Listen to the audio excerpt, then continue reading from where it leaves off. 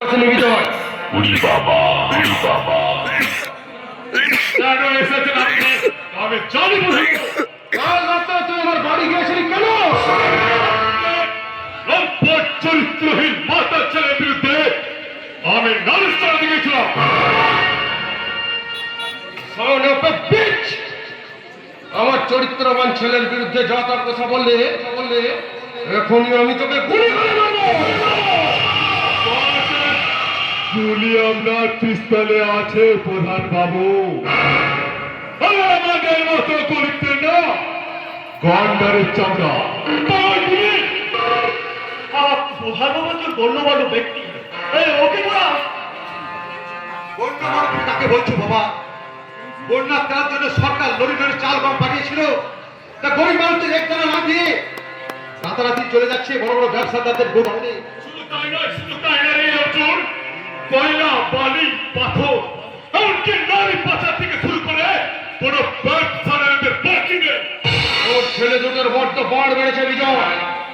এই খনিজ সম্পদ লেগে যখন বাজেছে সবল তখন ওদের খেতেই হবে।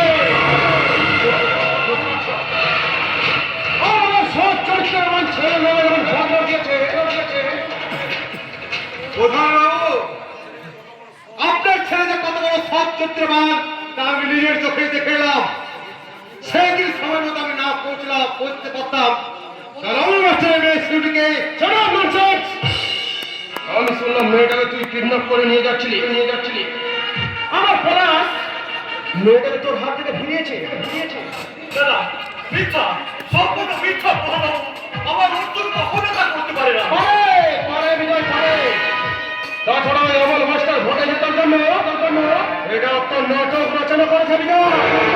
কোনো বাবা কি পারে প্রধান বাবু তার মেয়ের নামে মিথ্যা কলঙ্ক খাতে? শুধু মেয়ে কেন, ভোটে জেতার জন্য নিজের স্ত্রীকে অন্যের হাতে তুলে দিতে দ্বিধাবোধ করে না।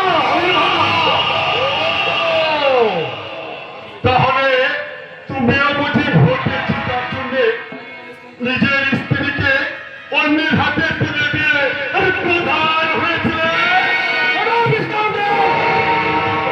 আমি চাই না তোদের মতো জারদ সত্তারের মুখ থেকে আমার সতী সাক্ষী স্ত্রীর কলঙ্কের কথা শুনতে।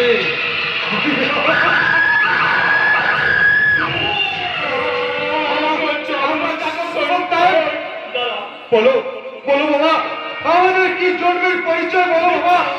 প্রধানবাবুর কথা সম্পূর্ণ মিথ্যা।